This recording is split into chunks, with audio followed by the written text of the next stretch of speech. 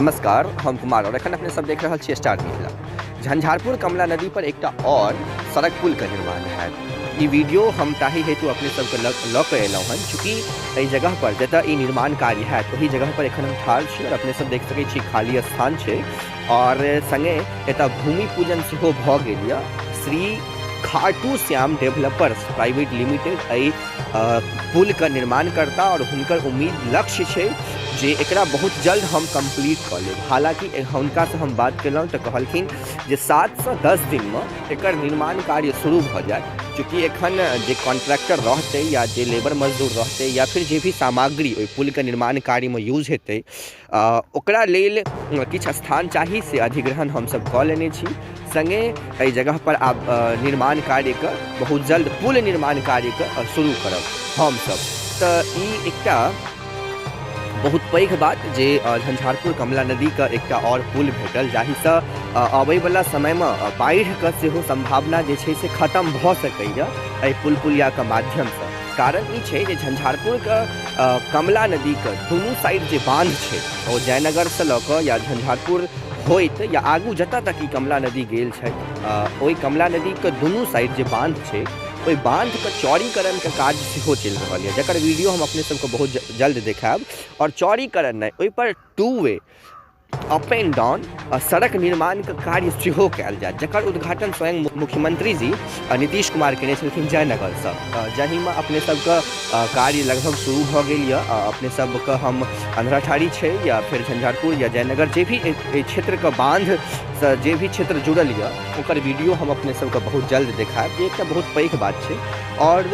उम्मीद छै जे एहि बांधके चौड़ीकरण केलासँ और एहि पर सड़क निर्माणके कार्य केलासँ आगू अबैवला भविष्यमे बाढ़िके संभावना सेहो खत्म भऽ जायत। हालांकि हम ई वीडियो में जे एखन वर्तमान में कमला नदी के ऊपर जे पुल बनत ओहि पुल के विषय में हम बात कर रहल छलहुँ। तऽ हम अपने सबके बता दी जे ई जे पुल आब बनत एहि कमला नदी पर, ई ठीक लोहना बिदेश्वर स्थान साइड से जे बांध छै, नरुआर साइड से जे बांध छै, ओहि बांध के लगभग 150-200 मीटर छोड़ि कऽ ओतऽ से पुल बननाइ शुरू हैत। और एखन जे वर्तमान में पुल बनि रहल यऽ कमला नदी पर, जाहिमे 10टा खम्भाके प्रयोग कयल गेल अछि एतुका इंजीनियर के द्वारा, तऽ ओहि पुल से ई पैघ पुल बनत और एहिमे 12टा खम्भाके उपयोग कयल जायत एहि ब्रिज पर जे आब वर्तमान में बनत एहि ब्रिज में। कारण जे दुनू ब्रिज चूँकि दुनू बांध जे छै दुनू साइड, एकटा झंझारपुर साइड से बांध और एकटा नरुआर साइड से बांध, दुनू के डिस्टेंस काफ़ी ज़्यादा छै और अगर सिंगल ब्रिज बना देल जाइते एहि जगह पर तऽ भऽ सकै छै जे पानी में किछु ओतुका पानि जे छै ओहिमे किछु घेराव कनि ज़्यादा भऽ जाइते, जाहिसँ बांध पर लोड ज़्यादा पड़तै और एक बेर में बाढ़िके समय में ओतेक पानि एकटा पुल नहीं जे छै से पास कऽ पेतै, चूँकि बांध से घिर जेतै फिर दुनू साइड रोड बनला के बाद। ताहि हेतु एकटा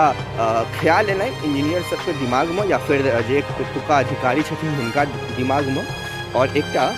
ब्रिज के निर्माण कार्य जे छै से आब पास भऽ गेल यऽ और शुरू आब बहुत जल्द एतऽ भऽ जायत 7 से 10 दिन में, जहिना हम अपने सबके बतेलहुँ वीडियो के शुरुआत में। तऽ ई एकटा झंझारपुर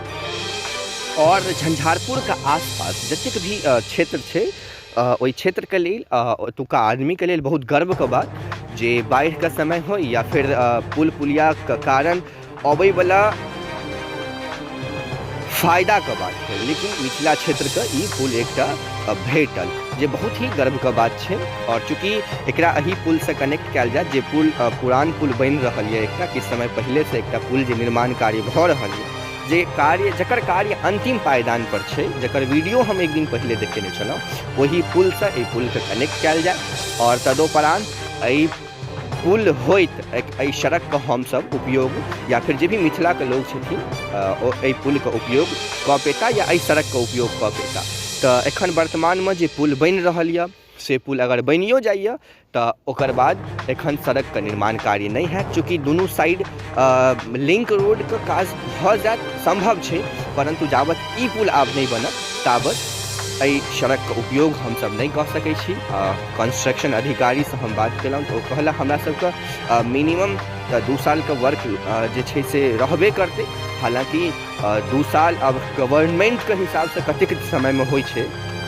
से तो गवर्नमेंट ही जाने छथिन एहि चीज के, ताहि हेतु जुड़ल रहू स्टार मिथिला से। जे भी अगला अपडेट है एहि पुल के या फिर मिथिला क्षेत्र के आसपास में जतेक भी विकास के काज है ओकरा हम लऽ कऽ अबै के कोशिश करब अपने सबके समक्ष। तो जुड़ल रहू स्टार मिथिला से। धन्यवाद। एखन अपने सब देख रहल छलहुँ स्टार मिथिला।